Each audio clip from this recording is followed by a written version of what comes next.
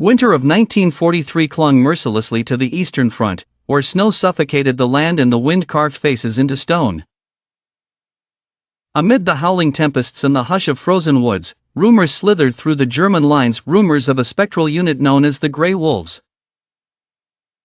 Soldiers exchanged stories beneath flickering lanterns. Some said there were 5 men, silent as dusk, threading through enemy lines with uncanny ease. Others believed the group was larger, assembling only when shadows called. War-weary villagers whispered in half-darkness about men who never slept, who tracked prey as beasts did, and vanished before they could be caught by the morning sun. Their leader, Hans Ritter, an unassuming reconnaissance officer with eyes the color of ash, was a man of little words and fewer vices. He'd grown among southern Germany's forests, learning to listen and move with the patience of old trees before he ever learned to read.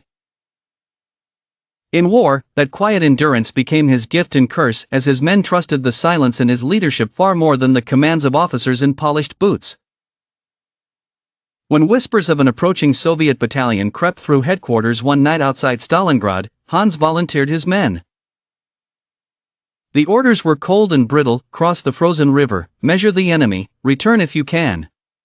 8 pale men in snow cloaks, devoid of rank or name, fell into step behind him, their breaths barely disturbing the night's hush.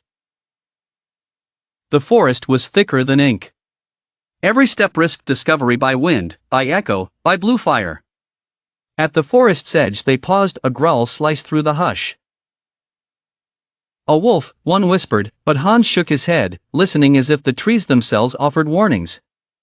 No, an alert. Beyond the next thicket, the unexpected waited, a Soviet soldier, wounded and nearly frozen, leaning against a trunk. Facing him, a gaunt wolf circled, hunger blurring the feral in its eyes. The Germans froze, unsure. Hans raised his rifle and dispatched the wolf with a breathless shot. The Soviet neither fled nor fought, he simply sagged, astonished. Hans offered silent aid: food, warmth, words that crossed enemy lines. "We won't die today, neither of us," he said, his voice colder than the wind. The Grey Wolves slipped away, leaving a confusion deeper than fear in their wake. That night, the Russian patrol discovered their rescued comrade.